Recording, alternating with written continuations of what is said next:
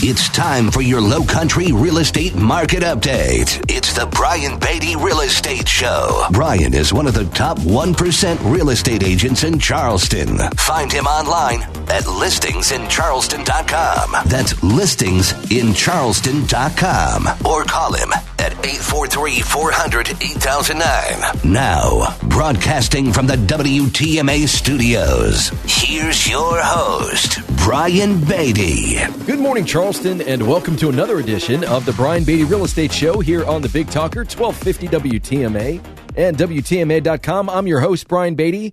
Gosh, almost a decade I've been on this program, helping you better understand the housing market, preparing you for the process of buying, selling, or investing in real estate, or even joining real estate as a career. And so if you'd like to reach out to me at any point in time, you have some questions about the market, about your specific home, about your plan to buy, sell, or invest, or maybe you just need a helping hand. Maybe you need some good contractor recommendations or just somebody to bounce some ideas off of. Always here to help. My team sells over 100 homes a year. We've been in the top 1% of agents since 2009. Sold about $1 billion worth of real estate here in the Charleston area and would love to help. So the number to call if you'd like to reach out to me directly, you can call or text 843-800-0065. That's 843-800-0065. Or you can visit us online at listingsincharleston.com. That's listingsincharleston.com. So here's what I have planned over the course of the next hour. I want to talk about the market. I hope you guys better understand what's going on with regard to the summer market here in Charleston, how that's comparing to what's happening nationally, and the spillover that we will likely experience, at least to some extent, with regard to what's happening in other markets that people are moving from to Charleston. I want to talk about due diligence periods. There's a portion of the real estate contract, at least within the first few weeks, call it 2 weeks, sometimes a little bit longer, where the buyer inspects the property, they investigate the issues, and they can renegotiate, they can terminate contracts. So I want to talk about that process. Our contract, the state-approved purchase and sale contract, is changing this month. And so I want to talk about what some of those changes are and then how that's going to impact buyers, sellers, investors, and really how it's going to impact the behavior and some of the norms that we've been used to in this market. And then I also want to talk about home sale contingencies. I want to kind of go back and I want to talk about the challenge, right, that a lot of folks have, which is I'd like to move. Nothing's forcing me to move, but I'd like to sell my home. It doesn't suit my needs anymore, or there's something out there that likely would be better for my needs, but I need to sell my home before I buy something else. And so how do I navigate that in a market that is still very much so a seller-driven market? The scales are still heavily favored on the seller side of the table. And so how do we as a buyer and how do we as real estate agents navigate that process? I'm going to talk about that a little bit, but let's get into what's going on in the market. And first of all, if you Google just real estate news or real estate market update, the overwhelming majority of the news that you're going to read or watch or hear is that the market is shifting and that things are starting to slow down a little bit. This pace that we've been used to, this unbelievable amount of appreciation that we've seen, even over the course of the past 12 months, is starting to seem like, all right, well, maybe we're hitting the top of this market. Maybe things are just going to start slowing down. Now, is that a good thing? Is it a bad thing? Are we indifferent to that? I think in the grand scheme of things, we can all agree that the pace at which properties are appreciating in value, that the pace at which prices are going up is just not sustainable over time. I mean, if you look at what's going on in our specific market, inventory, the number of homes for sale has gone up fairly drastically. I mean, back in April, we had about 1,000 homes for sale. There were some days and for a few weeks where we had less than 1,000 properties for sale. Now, we're at about 1,750 in the Tri-County area, Charleston, Berkeley, and Dorchester counties. Now, we're still far off from what we would call a normal market, especially considering, we had 6,500 homes for sale in May 3 years ago before COVID hit that following March. And so the rate of new listings hitting the market is interesting. If you look at it and you kind of you put a line down the middle between what has been built, right, existing homes, pre-owned inventory, and then new construction. The rate of new listings hitting the market is interesting. Compared to this time last year, we've had about a 5% increase in existing homes getting listed for sale. We've had about a 40% increase in new construction listings. Now, when you look at pending sales, homes that are going under contract, pending sales of existing homes are down 7%, but pending sales for new construction are actually up 18%.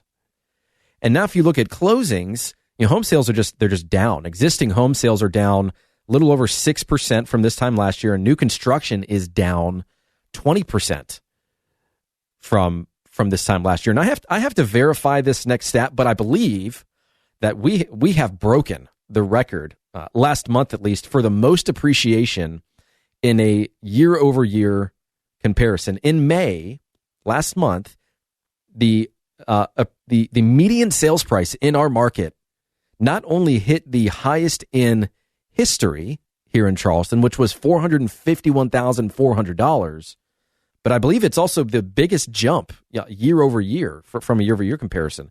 It was up 22% from this time last year, which is just incredible. I mean, 2 years ago, we were at just a touch over $300,000 as a median sales price. Now we're at just a touch over $450,000. That is a lot of appreciation. That is a massive amount of equity that people have built in their homes. And so when we go back and we look at, a lot of the reports and news that was coming out, probably close to a year ago, especially if you go online and you like YouTube real estate market update, and you have to understand that a lot of these folks are after views and clicks and subscriptions, so they can get paid, right, from YouTube. And it was very common for you to hear things like a tidal wave of foreclosures getting ready to hit our market and the bubble getting ready to burst, and this picture being painted of our market being in very, very serious trouble.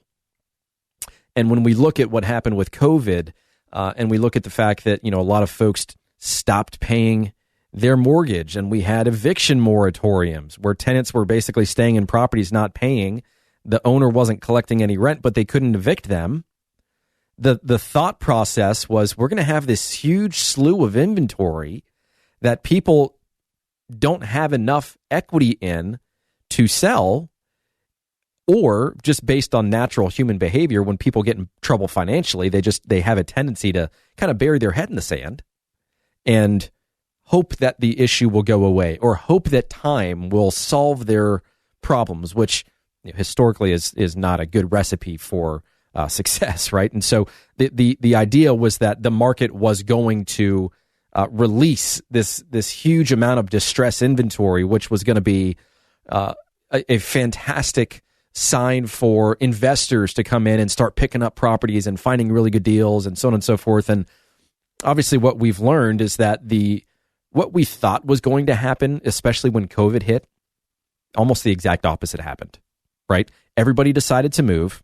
And that's part of the reason why you're seeing, by the way, a reduction in sales. If you really think about it from like a macro perspective and just take a step back for a moment, a lot of the people that now have the ability to work from home, they are virtually employed, right? They don't have to be in the office anymore, meaning they can work from anywhere, they can live anywhere.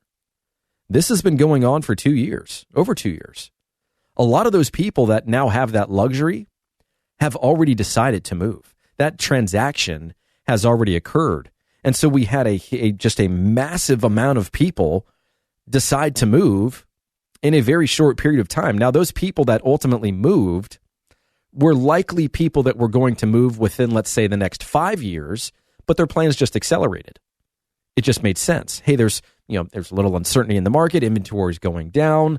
I can work from anywhere. I can get an interest rate for below 3%. And a lot of people shop for real estate based on the affordability factor, right? We have a big tendency, especially in our industry, to focus on pricing, when in reality, people make decisions based on payments. And so a lot of those people have already moved. Now you fast forward to today, and we have interest rates that have crossed 5% back in April. And that's the first time that that's happened since 2011. And so people are just trying to make sense of things right now. Again, people are shopping by payment. And when you realize that you've got basically this three-pronged approach that are hitting people where it hurts, right in their wallet, you've got everything going on with inflation and the fact that it's costing you $100 to fill up your car with a tank of gas. Food is through the roof. I mean, we've all experienced it at this point. We know that it's very real. It just costs more to live and to operate. We've got the increase in interest rate, which increases the monthly payment. Every 1% increase in an interest rate basically increases the monthly payment by about 10%. And on top of that, you've had massive increases in the sales price of property, which is why, last show we were talking about affordability and how, we are at basically 70%. In other words, when you look at affordability, 100 as just a score means that the payment associated with the median sales price is basically 100% in line with the median income for homes in this area at prevailing interest rates. When it dips below 100, that means homes become less affordable. And homes are now less affordable, of course, than they have been in the past. But that number is a bit alarming. And so people are, they're just trying to figure out what's happening in this market right now. They are seeing signs of a shifting market. I completely agree with that. But in the grand scheme of things, is that such a bad thing? No, I don't think so. Again, we all know that the rate at which properties are appreciating, and this game we've been playing for years of what I call leapfrog pricing, meaning one home lists for $400,000 and it goes under contract in a day. And so a very similar home goes on the market down the street 2 weeks later while that home's under contract for $420,000. And the next one's $435,000 and so on and so forth. And we just see these homes continuously appreciating, which is why buyers don't necessarily, or agents for that matter, don't necessarily know what a home is worth, because when inventory is so low, and the way that I explain things is that when we're talking about pricing, we've got three opinions, right? We've got how much the seller thinks it's worth, how much the buyer is willing to pay, and then what you can prove through historical data. What has sold recently that was similar as an indication of what a similar property should sell for now, taking into account how much homes have appreciated between when that comparable home sold and now. But when you have a very limited amount of inventory and demand far exceeds that supply, then the gap between what we can prove a home is worth through data and what a buyer is willing to pay gets bigger. And so that's why it is challenging to determine how much a home is actually worth. Because frankly, it's worth what a buyer is willing to pay. Sure, you have your opinion on what you think it's worth or what it's worth to you in order to sell it. That's a very valid point. And of course, there's the data that we need to use, especially if a buyer is getting a mortgage, because we have to justify that sales price through an appraisal.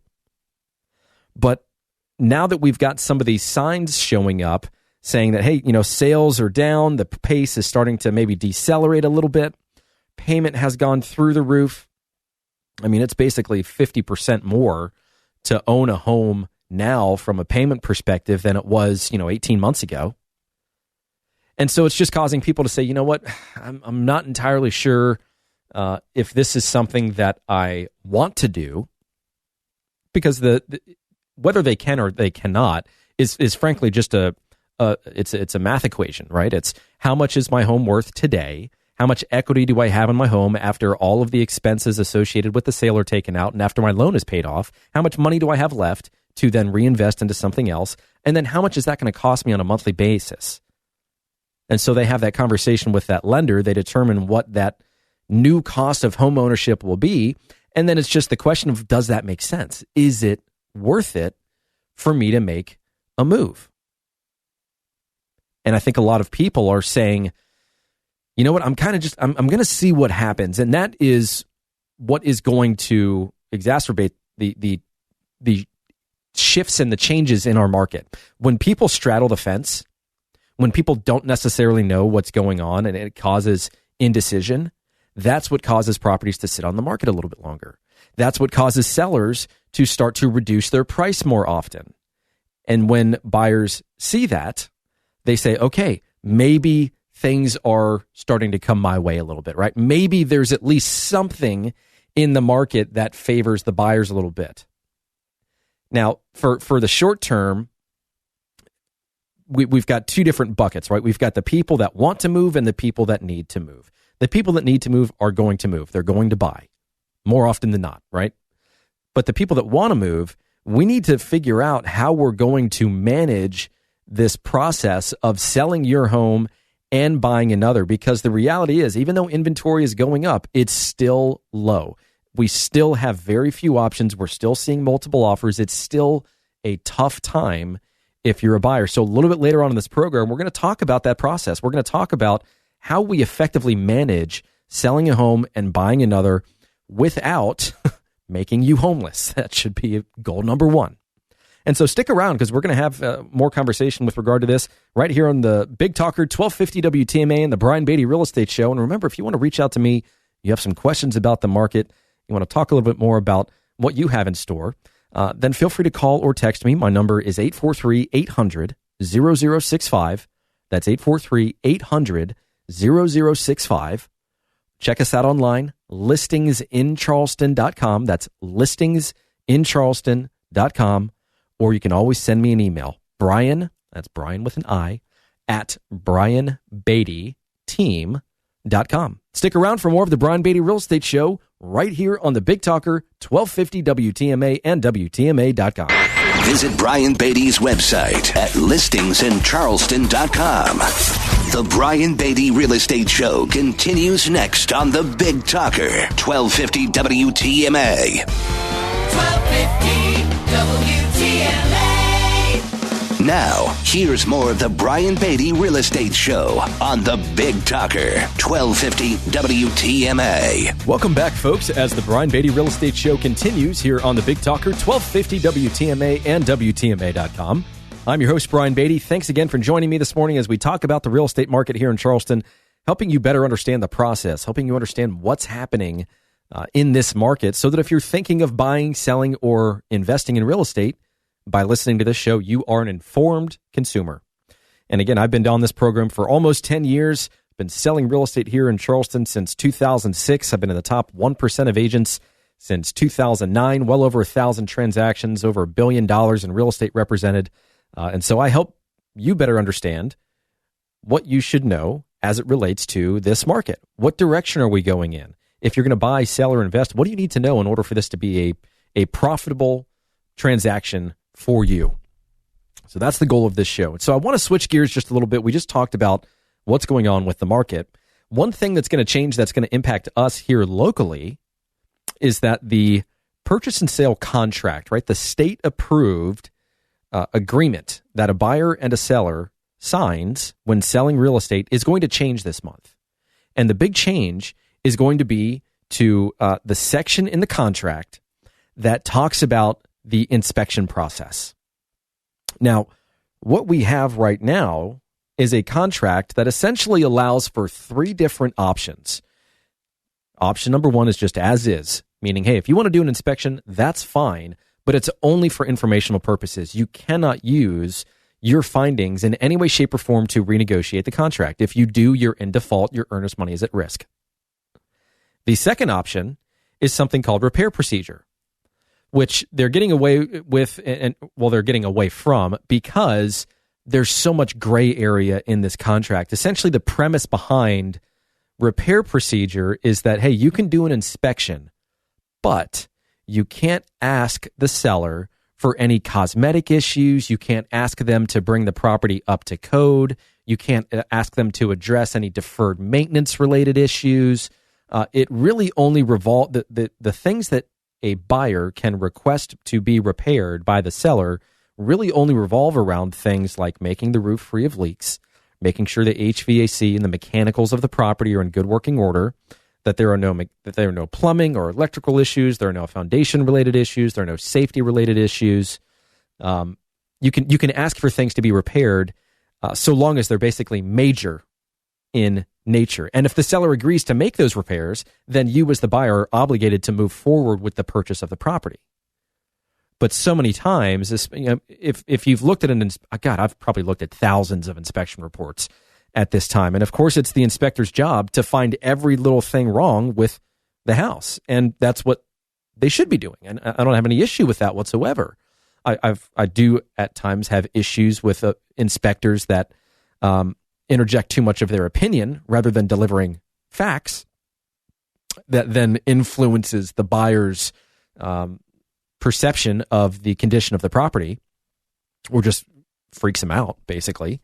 But anyways, not to get on that soapbox, the reality is that our new contract is only going to focus on the third option, which is due diligence. Now, due diligence is used, widespread throughout the country. It's used in commercial deals. It's used in vacant land deals. And it has been an option in our contract for years.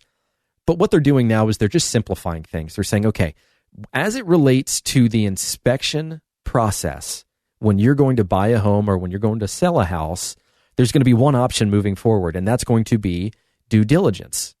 Now, due diligence is some predetermined period of time that's agreed upon by the buyer and the seller that allows the buyer to do a few things.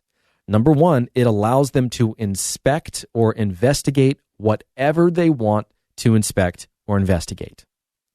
It allows them to renegotiate the contract as they see fit. In other words, they can ask you to do or change or modify anything in the contract. It, of course, also allows them to just proceed, right? They might not find anything worthy of squashing the deal over, and they say, okay, well, everything looks all right. We're just going to move forward with the purchase, which doesn't happen all that often, but it does happen. Or it allows them to terminate the contract. And so the challenge that I think a lot of sellers have and have had for years and years is that because there have been multiple options within the contract, if somebody chooses due diligence, let's say you have a house and you know that there are some things that are going on with it, right? You know there are some issues. You know the buyers are going to find some things when they do their inspection. The buyer's likely going to choose due diligence to say, hey, I don't want to be limited in terms of what I can request for the seller to fix, so I'm going to use due diligence. Because under due diligence, a buyer could say, hey, you know what? I want you to fix these things, or I want you to reduce the price, or I want you to paint your house purple. I mean, literally any of those things are okay in due diligence. But what has been common, especially in our market, because of the fact that there are options in the contract, is that when due diligence is selected, and this is really important, when due diligence is selected, there is also a predetermined termination fee. And so here's what that means. If the seller, let's say that a due diligence period is 15 days, okay? In return for the seller taking the property off the market for 15 days or changing the status of the property to under contract, or what we call active contingent, which really means that showings significantly slow down and basically stop because agents see that it's under contract, and most agents don't want to take the time to show properties that are already under contract with another buyer, which frankly is a mistake, but we'll talk about that later. But what this section of the contract says is that, hey, in return for the seller agreeing to your offer and being open to the idea or the concept that the buyer can literally renegotiate any part of this contract, there should be a fee associated with the buyer electing to terminate the contract. So let's say on day 14, the buyer says, hey, I know we're under contract for $500,000, $500,000. I want you to install all new flooring, and I want a new roof, and I want you to take an extra $50,000 off the price of the house because we want to make some changes, and whatever they want, they can ask for in due diligence. Because the seller is opening themselves up to God knows what sort of negotiation they want to do after the fact, there should be some predetermined fee that says, hey, you know what? If you basically tie up my property and waste my time and make some sort of ridiculous proposal, then if you terminate this contract, I want some sort of compensation for taking the property off the market. Now, it's up to the buyer and the seller, through the advice of their agents, to determine what an appropriate termination fee amount is. But over the past several years, you know what that fee has been historically? Kind of the norm, so to speak? $0. And so the very frustrating thing, especially when a seller is selling something that they know needs some work, and what buyers have been doing as a tactic is making an offer with a due diligence period, knowing full well that toward the end of that due diligence period, they're going to really try to twist the knife on that seller and say, hey, you know, we're going to have to reduce our offer amount by $50,000 or some big number, something that is going to make the seller very uncomfortable. And if there is no termination fee attached to it, then, you know, this is a very common tactic among investors. They'll tie up the property and they'll do some sort of prolonged due diligence period, maybe a 30, 60, even 90-day due diligence period. And they'll say, hey, we'll close right at the end of the due diligence period. And what a lot of these investors will do is they will basically tie up a property that they know needs work, and they'll try and resell it for more. They'll try and flip the contract. That's called wholesaling. And if they can't find a buyer, well, they'll just cancel the deal. And if they haven't put a termination fee, then they get their earnest money back. There's no cost associated with terminating the contract, and all they've done is waste everybody's time. But I think what a lot of buyers are banking on is the idea that the seller starts to put some things in motion, right? They realize that if they've got like maybe a 45-day closing on the contract and a 15-day due diligence period, I mean, you still have to pack up your home and move and find a place, and there's a lot of moving parts in a transaction. And so what a lot of buyers will do is they'll wait till the very last minute. They'll hit the seller over the head with some sort of big reduction or some sort of, you know, kind of outlandish request for repairs. And they're going to try and get as much out of the seller as they can with the hope that the seller has become emotionally invested into the process of moving into something else. And they're trying to catch them between a rock and a hard place. And that's, I mean, anybody, any agent out there that's listening, you know I'm telling the truth. And that's what part of this show is all about, is to help you understand what is happening behind the scenes in this industry, so that when you go to buy something, when you go to sell something, when you go to invest in something, you understand the rules of the game. That's what this show is all about, is arming you with the knowledge to succeed at whatever point in time in this market you decide to enter it or exit it. You know, a lot of people are saying, hey, this is not the Charleston that I have grown to love. I'm out of here. And so we will miss you. For me, I'm not going anywhere. I love this place. But anyways, that's what's happening with due diligence. And it's really important that when you are sitting down with your agent, that you are discussing how to navigate this process. I have heard the stories of people getting their home under contract, putting a down payment on a place to go lease, or basically spending money before they should be writing checks because they are in due diligence. And during that due diligence period, unless you have negotiated a hefty termination fee, which most people don't, what can go wrong, some will go wrong. And you're going to find yourself in a position where you have accelerated your own plans so much that the buyer is hoping they catch you in a position where you say, you know what, I'm just over this. You know what, fine. I'll take, $30,000 off the price. Could I put it back on the market and sell it for more? Sure. But man, that sounds really inconvenient. And that just is what it is. That is human behavior. That is why so many investors, so many hedge funds, so many institutional buyers are able to purchase property right now. Even in basically the bestseller market we have seen in decades, people are still selling homes at discounts because they value the convenience of just being able to hand over the keys, taking their money, and running. And as I've mentioned, I mean, I have a relationship with a hedge fund. If you want to sell your home, I can literally bring you a cash offer, no financing, no appraisal contingency, no repairs, flexible closing date. It is real. We have done at least 10 transactions with them in the past 30 days. So if you're a seller out there, you would like to take the easy way out rather than opening yourself up to showings and negotiations and some of the stuff that I just mentioned, then give me a call. These folks are paying full price for properties. It's insane. And by the way, all they're doing is trying to park their money in a safe investment and realize a reasonable return on that investment for their shareholders. They're not here to get rich off the properties. They're just trying to find something safe because the market is volatile right now and everybody is chasing yield. So if that's something that you'd like to learn more about, or if you just want to have a conversation with me in general about your plans to move, buy, sell, invest, maybe even get into this industry, I welcome your phone call. You can also text me. My number is 843-800-0065. That's 843-800-0065. Or check us out online, listingsincharleston.com. That's listingsincharleston.com. And of course, you can always send me an email, brian@brianbeattyteam.com. Stick around for more of the Brian Beatty Real Estate Show right here on the Big Talker, 1250 WTMA and WTMA.com.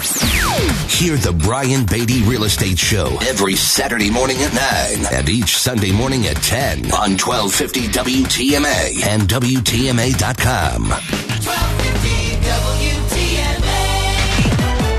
You're listening to the Brian Beatty Real Estate Show on the Big Talker, 1250 WTMA and WTMA.com. Welcome back, folks, as the Brian Beatty Real Estate Show continues here on the Big Talker, 1250 WTMA and WTMA.com.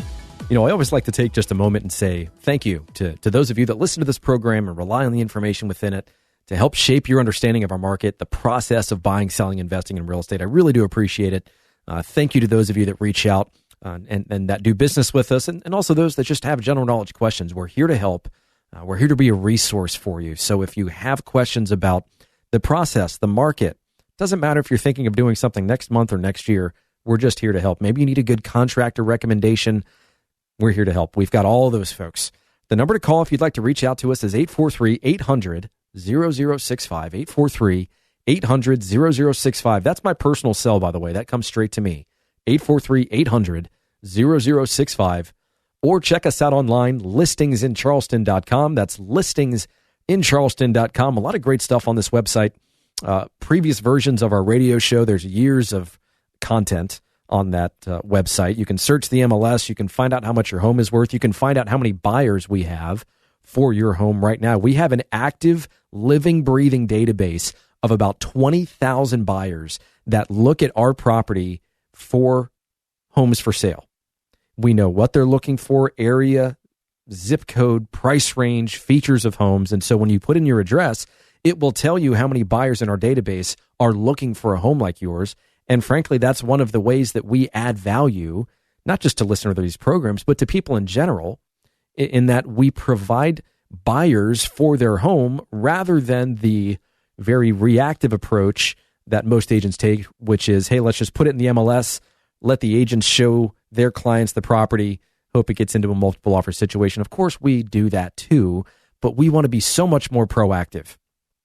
And we want to make sure that we're providing you with the best options possible to sell your home, whether it's valuing a very quick sale, a very easy sale, a sale for the most money, no matter how long it takes. Whatever your objective is, we have a solution for you, including the ability to bring you a cash offer with basically no contingencies at full price through our relationship with a hedge fund. So if that's information you'd like, 843-800-0065, or check us out online, listingsincharleston.com. That's listingsincharleston.com, or send an email, brian@brianbeattyteam.com. So I want to talk for just a little bit here on the process of selling a home and buying another. And I've talked about this many times on this program over the years, but it's not like the challenge or the issue or the problem is going away. And I certainly don't expect everybody to listen every week for 8 years and absorb all this information. So here we go. The challenge that a lot of people have, especially those that, they'd like to sell. They don't really need to sell, right? Nothing's pushing them out the door. There's no deadline associated with them moving, but they'd like to move, right? Their home does not fit their needs anymore, or they know that another home would fit their needs better, whether that's location or features, so on and so forth. Maybe things have gone really well for you over the past few years and it's time for an upgrade. Maybe you just need more space because you have more kids. Maybe you need less space because kids are gone and now it's time to find something a little more manageable. In any case, if you need to sell your home and that closing needs to occur before you buy another home, you do have some options. So the first option is just the very traditional option of making an offer on the home that you want to buy and having it be contingent upon the sale of your home. Now, of course, the question that seller is going to ask is your home on the market? Yes or no? Is it under contract? Yes or no? If it's under contract, at what stage in the process are you in? Kind of like what we were talking about in the last segment. Is it due diligence? Is it as is? What's the likelihood of this transaction actually happening? Do you have a contract on your home in which the buyer for your home needs to sell their home? How many dominoes are in a row that have been stacked up that need to get tipped over before you can ultimately purchase the home that you've made the offer on? And I'm here to tell you, sometimes these questions are just not asked by the agent representing the seller that receives an offer with a home sale contingency. Big mistake. But it happens. This is why we talk about these things. First and foremost, to educate you on what the options are, but also to educate you on what you need to know so that you can hold your agents accountable.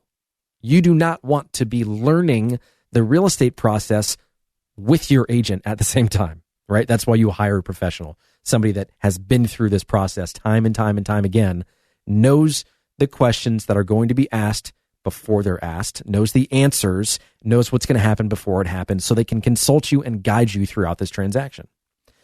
And so option number one, of course, is just making the offer on the home that you want to buy with the caveat that you need to sell your home first.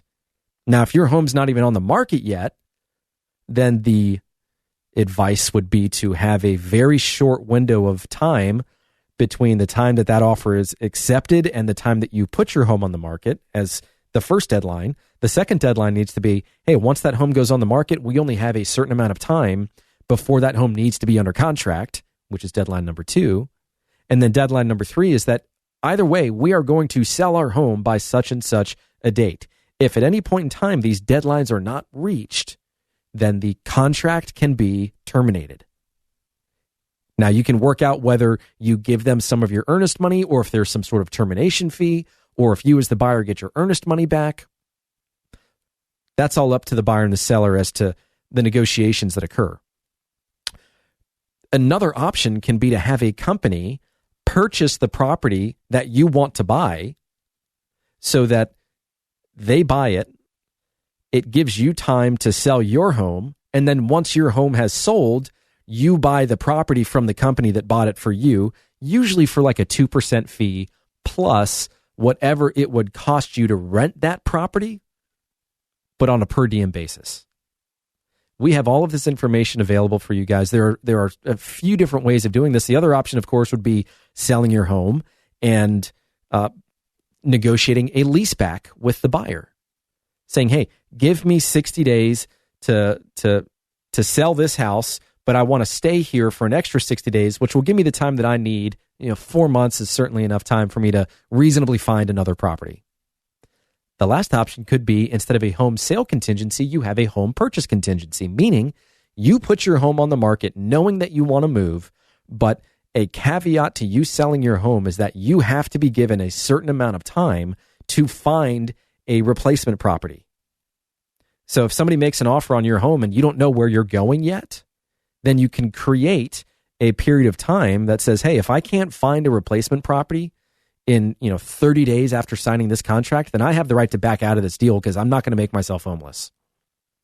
Or, of course, the other option would be if you find a buyer that's just willing to pay you top dollar for the property, maybe you're okay with going and renting somewhere for a few weeks or a month or two while finding that next place to move into.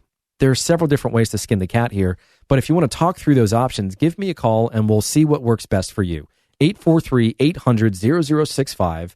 That's 843-800-0065. Or check us out online at listingsincharleston.com. That's listingsincharleston.com. Stick around. We've got a few more minutes of the Brian Beatty Real Estate Show right here on the Big Talker, 1250 WTMA and WTMA.com.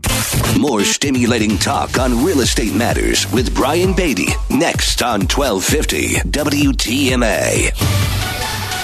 1250 WTMA. Now, the Brian Beatty Real Estate Show continues on Charleston's Big Talker, 1250 WTMA. Welcome back, folks, to the last few minutes of the Brian Beatty Real Estate Show here on the Big Talker, 1250 WTMA and WTMA.com. With the last few minutes, I want to talk for just a moment about the luxury side of our market. We've had a lot of folks over the past few years that have really honed in on Charleston as an area to buy their second, third, fourth, fifth plus home. And of course, in addition to all the people that just want to move here that are in the luxury price range, $1 million plus. Now, it's, I think, very important to understand, especially when you're selling luxury real estate, that there is a lot of similarities between agents in terms of what they do to market properties. And frankly, their marketing is going to be the same whether it is a home that's $100,000 or $1 million. Their service might change. Their attentiveness likely will change, but the arsenal that they have access to from a marketing perspective is essentially the same, which is the same old conveyor belt they always use, which is let's put it on the MLS, we'll let it syndicate to all of these websites, and let's hope that we're in the right place at the right time when a buyer's online and they're looking around for properties. And so on one hand, you can be the agent, or you can hire the agent that, you know, stands on the street corner and whips the sign around to try and catch the traffic and say, hey, look at me, look at my listing, and hope that the buyer communicates with you about that house. But that's a very reactive approach to selling real estate. It's nothing different than the sign in the yard, whether it's physically in the yard or it's online, because it's not like those agents are doing anything to drive traffic to those nationally used websites. And by the way, there is no sort of like secret website that luxury buyers use to search for real estate, right? They all use the same basic information. They go where the information is. And so the websites are basically the same across the board. Zillow, Realtor.com, Redfin, so on and so forth. What's different, and how you differentiate yourself, or how some agents have differentiated themselves in the luxury department, is understanding the behavioral traits, the online patterns and behaviors of luxury buyers, coupled with demographic, geographic profiles, a true understanding of what a person purchasing a luxury home is going to do online. If you understand as an agent, if you understand how they behave, how they search for real estate, how they make decisions, the information that they value, the communication style that they value, how they negotiate, all of these things that go into a luxury-based transaction, then you are positioned as a seller with adequate representation to sell your home. It's a different animal to sell luxury real estate because the people that you deal with they go about the process a little differently. There are some more hoops to jump through. It really takes an understanding of how they operate in order for that transaction to be smooth, successful, and profitable. We've had a lot of luxury sales on my team over the course of the past several years, but certainly over our 16-year career. If you're thinking of selling your luxury home, we've just had 2 very nice sales, $5 million plus. We'd love the opportunity to earn your business. If you'd like to reach out to me personally and have a conversation about that, my number is 843-800-0065. That's 843-800-0065. Or you can check us out online. You can see the listings that we sell. Listingsincharleston.com. That's www.listingsincharleston.com. Thank you so much for taking time to listen to this program. We always appreciate your calls. You guys enjoy your weekend. Thanks again for listening to the Brian Beatty Real Estate Show on the Big Talker 1250 WTMA and WTMA.com. Join us for another edition of the Brian Beatty Real Estate Show next Saturday morning at 9 and Sunday morning at 10. Contact Brian Beatty online at listingsincharleston.com. That's listingsincharleston.com. Or call him at 843-400-8009. That's 843-400-8009.